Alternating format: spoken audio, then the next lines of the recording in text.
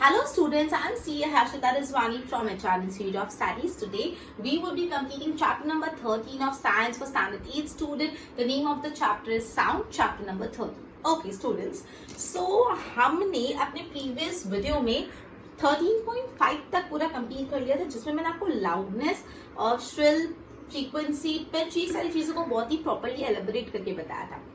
आज अपना एक टॉपिक स्टार्ट होने वाला है with 13.6 which is audible and inaudible sound. Audible, that is the sound which we could hear. Inaudible means the sound which we could not hear. Okay, let us see. We know that we need a vibrating body for the production of sound. By the time आपको ये समझ आ गया होगा कि sound produce होने के लिए हमेशा एक vibrating body होती है, कुछ वाइब्रेशन होता है, उस वाइब्रेशन से ही हमेशा साउंड प्रोड्यूस होती है। Clear? We are clear with this point? Okay. The fact is that sound of frequency is less than 20 vibration per second. अगर एक सेकेंड में 20 वाइब्रेशन से कम है, जिसको हम लोग बोलते हैं 20 हर्ट्ज से कम फ्रीक्वेंसी। फ्रीक्वेंसी क्या होता है? Number of the vibration per second. एक सेकेंड में कितने वाइब्रेशन हो रहे हैं? तो अगर एक सेकेंड में 20 से कम वाइब्रेशन हो रहे हैं, मतलब अगर फ्रीक्वेंसी 20 हर्ट्ज से कम है, तो that can not be detected by human ear, तो वो हम सुन ही नहीं सकते। मतलब अगर इतना धीरे वाइब्रेशन हो रहा है कि एक सेकेंड में 20 टाइम से भी कम वाइब्रेशन हो रहा है, तो वो हम सुन ही नहीं पाएंगे। That can not be detected by human ear. मतलब फ्रीक्वेंसी 20 हर्ट्ज से कम होगी तो वो साउंड आपको सुनाई ही नहीं देगी, राइट? ओके, ऐसी साउंड्स को हम लोग बोलते हैं inaudible sound, that is which we could not hear. Okay, on the higher side, sound of frequency about more than 20,000, higher than 20,000 vibration, मतलब less than 20 and more than 20,000 vibration. 20 था मतलब एक सेकंड में 20,000 से भी ज्यादा बार वाइब्रेशन हो रहा है, मतलब फ्रीक्वेंसी 20,000 हर्ट्ज है। तो जो ऐसी होती है vibration are also not audible to human ear, हम वो भी नहीं सुन सकते। मतलब 20 हर्ट्ज से कम और 20,000 हर्ट्ज से ज्यादा हम नहीं सुन सकते। तो इससे हम ये कंक्लूड करते हैं कि जो ऑडिबल फ्रीक्वेंसी वो 20 हर्ट्ज से 20,000 हर्ट्ज के बीच में। क्लियर? तो हमने ये बात पढ़ी कि जो ऐसी साउंड होती है जिसकी फ्रीक्वेंसी 20 हर्ट्ज से कम होती है, that is not detectable to human ear, that is inaudible sound. Similarly on the higher side, जब साउंड की फ्रीक्वेंसी मोर देन 20,000 हर्ट्ज हो जाती है, तो भी ह्यूमन ईयर की not it is not audible to human ear. तो in short, जो ऑडिबल साउंड फ्रीक्वेंसी का रेंज है, जो ऑडिबल साउंड फ्रीक्वेंसी का रेंज है, वो 20 हर्ट्ज से 20,000 हर्ट्ज के बीच में। ठीक है, ये पॉइंट अपन ने अभी तक कंक्लूड किया। आगे बढ़ते हैं। ओके, अब यहाँ पे कुछ एक पॉइंट याद है, वो एक बार देख लेते हैं। Some animal can hear sound of frequency higher than 20,000 hertz, मतलब कुछ कुछ ऐसे एनिमल्स होते हैं जो 20,000 हर्ट्ज से ज्यादा फ्रीक्वेंसी वाली आवाज भी सुन सकते हैं। कौन से एनिमल्स है? Dogs. Dogs have this ability. आपको पता होगा police use high frequency whistle which dog can hear but human can not. मतलब पुलिस एक विसल यूज करती है, उसकी फ्रीक्वेंसी इतनी ज्यादा होती है कि ह्यूमन सुन नहीं पाते, लेकिन डॉग्स उस विसल को सुन पाते हैं। ठीक है, the ultrasound equipment familiar to us for investigating and tracking the many medical problem works at the frequency higher than 20,000 hertz. Ultrasound equipments होते हैं जो 20,000 हर्ट्ज से ज्यादा की फ्रीक्वेंसी सुन पाते हैं। ठीक है, ओके। नेक्स्ट टॉपिक है noise and music. So before this हम ये टॉपिक को कंक्लूड कर लेते हैं। 13.6 यहाँ कंप्लीट हो गया। ऑडिबल इनऑडिबल साउंड, इधर से हम लोग बेसिकली कंक्लूजन पे आए 20 हर्ट्ज से कम और 20,000 हर्ट्ज से ज्यादा हमको सुनाई नहीं देता। That is Audible frequency range है 20 हर्ट्ज से 20,000 हर्ट्ज। ये आंसर बहुत इंपॉर्टेंट है 1 मार्क के लिए कि जो ऑडिबल फ्रीक्वेंसी रेंज कितनी है, 20 to 20,000 hertz. Is it very much clear to you? और उसके बाद कुछ कुछ ऐसे एनिमल्स है जो 20,000 हर्ट्ज से ज्यादा सुन पाते हैं, एग्जाम्पल डॉग्स। क्लियर? अब बनाते हैं नेक्स्ट टॉपिक पे which is noise and music. Noise में और म्यूजिक में क्या फर्क है? ओके, ऑब्वियसली हमको बिना रीड करे ये समझ आ रहा है, noise is unpleasant and music is soothing and pleasant, right? 13.7 topic is noise and music. Okay, being a different type of sound around us, is the sound always pleasing? हम अलग अलग टाइप की sound अपने आजू बाजू सुनते हैं, क्या वो साउंड हर बार आपको प्लीज करती है, खुश करती है? Does a sound sometimes causes discomfort to you? क्या कभी कोई आवाज सुन के आपको डिस्कम्फर्ट आता है? क्या कभी कोई आवाज सुन के you do not feel very much comfortable and your ear get trouble? Suppose एक आजू बाजू कंस्ट्रक्शन का काम चल रहा है, so you might have experience this, construction का काम चलता है तो इतनी ज्यादा आवाज आती है कि हम इरिटेट हो जाते हैं। या काफी बार आपने देखा होगा, आप ड्राइव कर रहे हो या फिर आप अपने पेरेंट्स के साथ जा रहे हो, कोई ऐसी व्हीकल है जिसमें से बहुत ज्यादा आवाज आ रही है, यू गेट इरिटेटेड कि आपको इस गाड़ी को पहले जाने दे तो जाके अपन ड्राइव करें शांति से। तो समटाइम्स कोई कोई साउंड बहुत अनप्लेजेंट होती है, ठीक है, ओके। Such unpleasant sound को हम लोग बोलते हैं noise. तो basically we have concluded कि noise is a unpleasant sound जो अच्छी नहीं है. We do not feel pleasing by listening to noise. Obviously. आगे बढ़ते हैं. In a classroom, if all the students, ठीक है, on the other hand, you enjoy sound from a musical instrument. अगर कोई गिटार बज रहा है, सितार बज रहा है, तो आपको वो अच्छा लगेगा obviously. So musical sound is one of which is pleasing to the ear. तो अगर आप कोई म्यूजिक सुनते हैं तो वो आपके कानों को अच्छा लगता है, it is pleasing to you. Sound produce by the harmonium, एक हारमोनियम से साउंड आ रही है, वो भी एक म्यूजिकल साउंड है. But if a musical sound became too loud would it be melodious. अगर आपको म्यूजिक अच्छा लगता है, लेकिन अगर आपने म्यूजिक एकदम हाई वॉल्यूम पे चला दी तो अच्छा लगेगा नहीं, तो भी वो आपको डिस्कम्फर्ट कॉज करेगा. Okay, just a minute. हाँ, तो this was all about noise and music. Noise unpleasant sound होती है, म्यूजिक मतलब प्लेजेंट साउंड. लेकिन अगर म्यूजिक भी बहुत हाई वॉल्यूम पे चले गया तो it would became noise. Clear? तो 13.7 भी हमने फिनिश कर लिया. 13.6 क्या था? ऑडिबल और इनऑडिबल साउंड, जहाँ पे मेन मेरा बॉटम लाइन क्या था कि जो ह्यूमन ऑडिबल फ्रीक्वेंसी है वो 20 से 20,000 हर्ट्ज है. ठीक है, आगे जाते हैं 13.8 पे, which is noise pollution, which is the last topic of this chapter. 13.8 is noise pollution. आपने नॉइज पोल्यूशन काफी सुना होगा. गाड़ियों की हॉर्न, गाड़ियों का जो ट्रैफिक होता है, इंडस्ट्रीज में से खटखट खटखट आवाज आती रहती है, इन सबसे बहुत पोल्यूशन होता है. क्रैकल्स बर्न होते हैं तो आवाजें आती है. कोई बिल्डिंग में पार्टीज या इवेंट्स हो तो हाई म्यूजिक की आवाज आती है, which is a noise pollution. Again you have already known about air pollution. Air pollution क्या होता है जानते हो? Presence of unwanted gases and particles in the air. जब एयर में कुछ unwanted particles आ जाते हैं, unwanted gases आ जाते हैं, उसको हम लोग बोलते हैं air pollution. Similarly, presence of excessive या unwanted sound in environment. तो उसी तरह जब environment में बहुत ज्यादा या unwanted sound आ जाती है, उसको हम लोग बोलते हैं noise pollution. तो इससे हमने noise pollution की definition लर्न कर ली. Noise pollution is presence of unwanted, या नहीं चाहिए वैसा, या तो excess, just a minute, it is a presence of unwanted or excessive sound in the environment. Okay, noise pollution क्या हो गया? Noise pollution is presence of excessive, बहुत ज्यादा है तो unwanted sound in the environment. Clear? Can you list the sources of noise pollution? Major cause. Okay, तो major cause of noise pollution क्या होता है? व्हीकल का sound, explosion including burning, crackles चलाने का साउंड, मशीन का साउंड, लाउड स्पीकर का sound, television and transistor, radio at high volume, some kitchen appliances, desert cooler, air conditioner, ये सारी सब चीजों से क्या होता है? Noise pollution. What are the harms of noise pollution? Noise pollution क्या होता है वो पढ़ा. सेकेंड अपन ने पढ़ा नॉइज पोल्यूशन के सोर्सेस, कि नॉइज पोल्यूशन कहाँ से होता है. व्हीकल से होता है, मशीन से होता है, कुछ लाउड स्पीकर से होता है, क्रैकल से होता है, कुछ किचन इक्विपमेंट से होता है. सॉरी. ओके, अब अपना नेक्स्ट टॉपिक है नॉइज पोल्यूशन से हार्म क्या होता है. What are the harm cause by noise pollution. ठीक है, थर्ड टॉपिक जो अपन पढ़ रहे हैं वो है harms cause by noise pollution. Do you know that presence of excessive noise in the surrounding may cause health and related problem?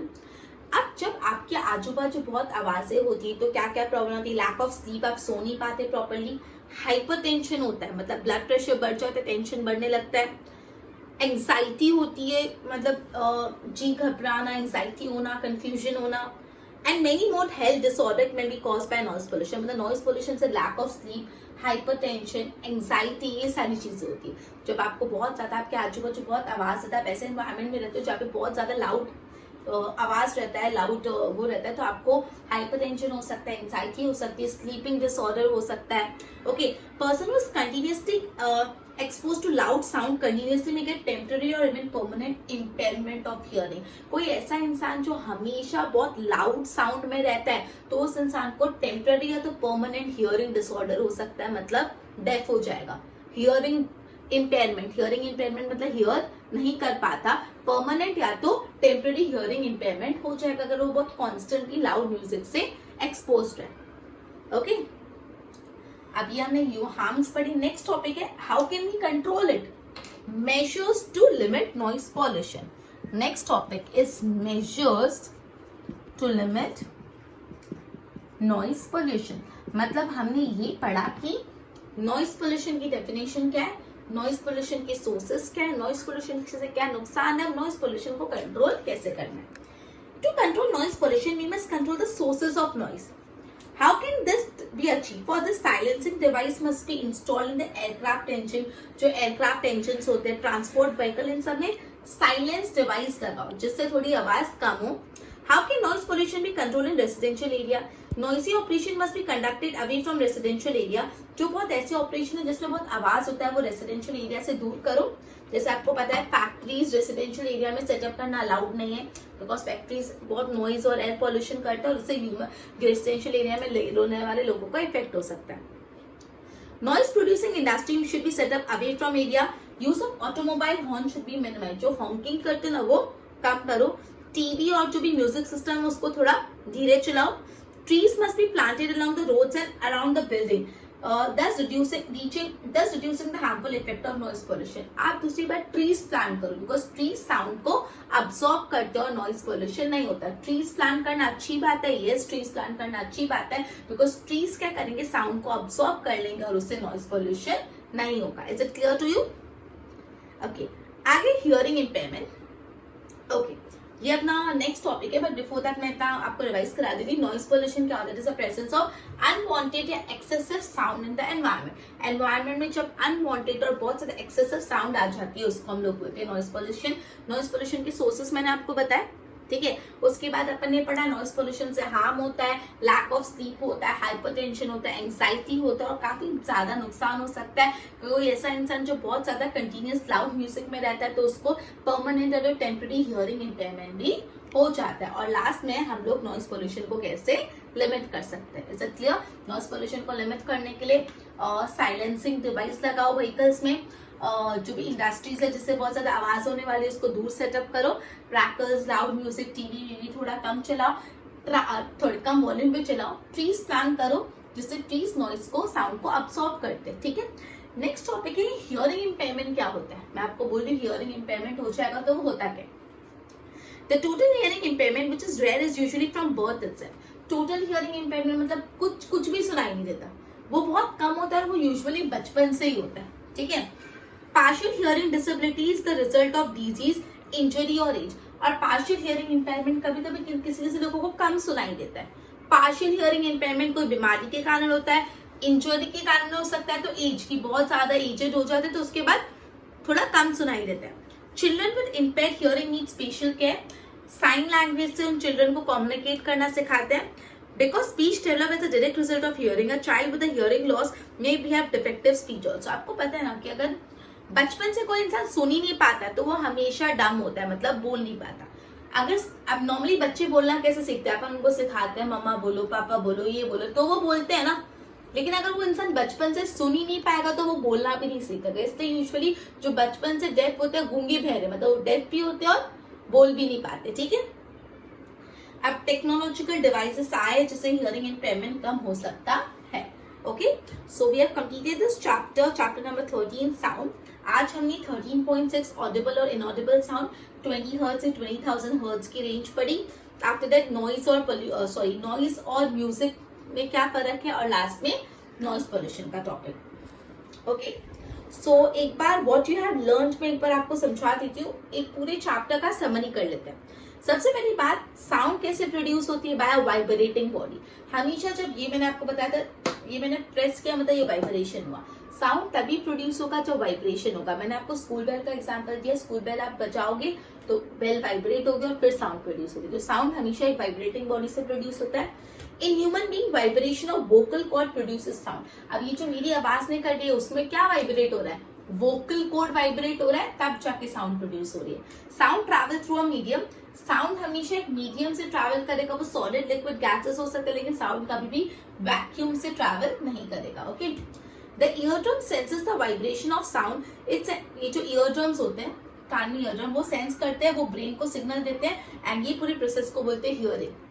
ठीक है, मैंने आपको बताया था एक कैनल होता है, फिर ईयरड्रम होता है, ईयरड्रम ब्रेन को सिग्नल बोलते हैं और हम सुन पाते हैं. ओके. अब अपन पढ़ेंगे next topic frequency of oscillation. आपको पता है number of vibration per second. एक सेकंड में जितने वाइब्रेशन होते हैं उसको बोलते हैं फ्रीक्वेंसी ऑफ ऑसिलेशन. आप फ्रीक्वेंसी को एक्सप्रेस करते हैं हर्ट्ज, HERTZ, हर्ट्ज, HZ.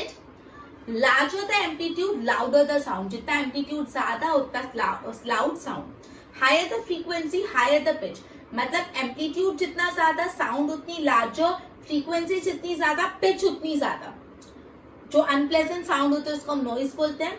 जो एक्सेसिव और अनवांटेड साउंड होते हैं उसको नॉइज पोल्यूशन बोलते हैं.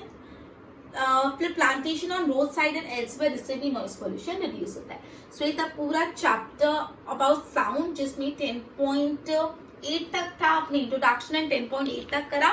We have completed this chapter. Okay, so let me ask you some question.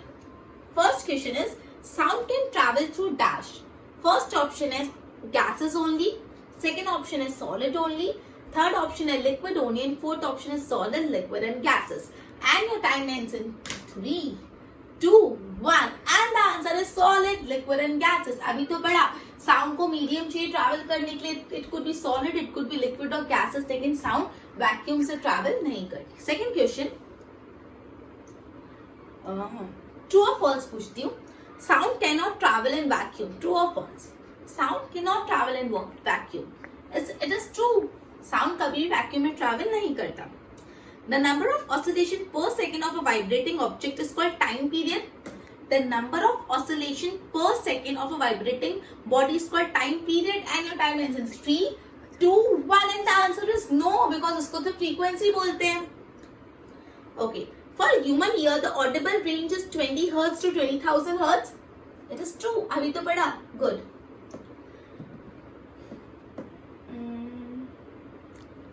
The unit of frequency is. The unit of frequency is, and your time ends in 3, 2, 1. It is Hertz. HERTZ. Unwanted sound is called dash. Unwanted sound is called noise. Okay, so well done.